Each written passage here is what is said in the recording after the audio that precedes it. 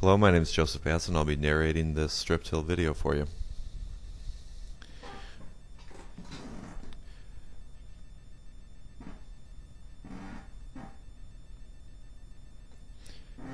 This is a video taken in Johnson County in southeastern Iowa, right around Iowa City there.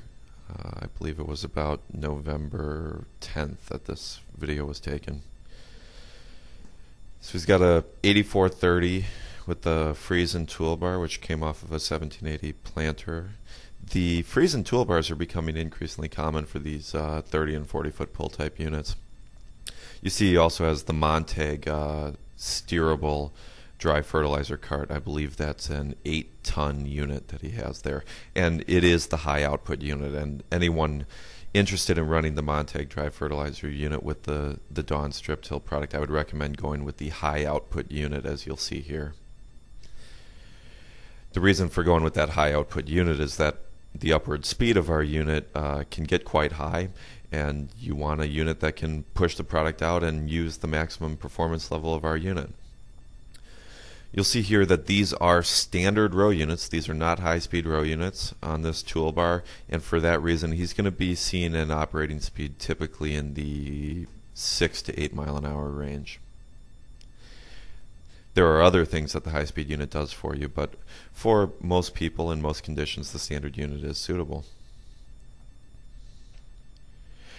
There is one high-speed unit located on the toolbar all the way on the row on the far left, and you'll see a little bit of a comparison between the operation of the high-speed unit and the standard unit. You'll see that the high-speed unit does confine the soil between the two tires pretty well. However, at the lower operating speeds, around 7 miles an hour, there won't be a huge performance difference. The high-speed unit might make a little bit different berm, but you won't see a huge performance difference there. However, to run an ammonia kit, you do have to have the high-speed unit. This is a field, I believe, which was not no-tilled last year, or for whatever reason the soil was a little bit hard. It was also extremely cold on this day, and when it's extremely cold and the soil is compacted, sometimes the strip will come up a little bit chunkier, but here I think you can see that it's doing a fairly good job.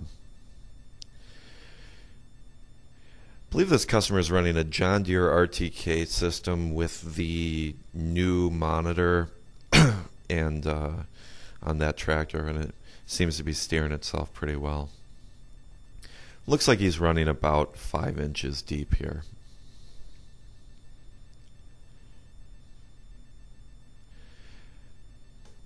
It is good if you can to get into those larger size, 6 to 8 ton hoppers instead of the smaller ones, because when you get 12 or 16 rows moving at 7 to 10 miles an hour, it can get to be a lot of filling.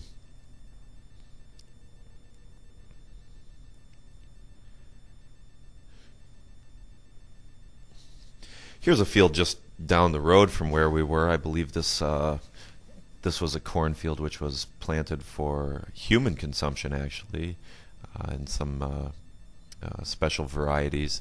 It's a really manageable level of residue, harvested in a way that is not going to cause you any trouble. Just really not much of a challenge here at all. You can see it's making a nice black strip there. That brings up an interesting point I've been discussing with some people lately. When you're in corn on corn, the effect of the row cleaners is sometimes not fully understood. I think a lot of customers, when they want to get a blacker strip, their natural intuition is to run the row cleaners deeper. This is, in general, not the right way to go.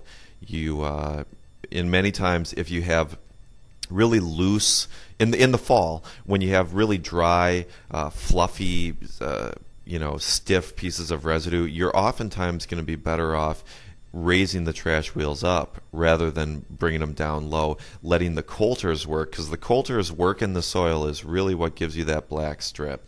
And the trash wheels, if they're too deep, can actually hold the unit out of the ground. And here you see the kind of black strip we'll be making in those corn stalks, which should be a pretty good place to plant. Thank you.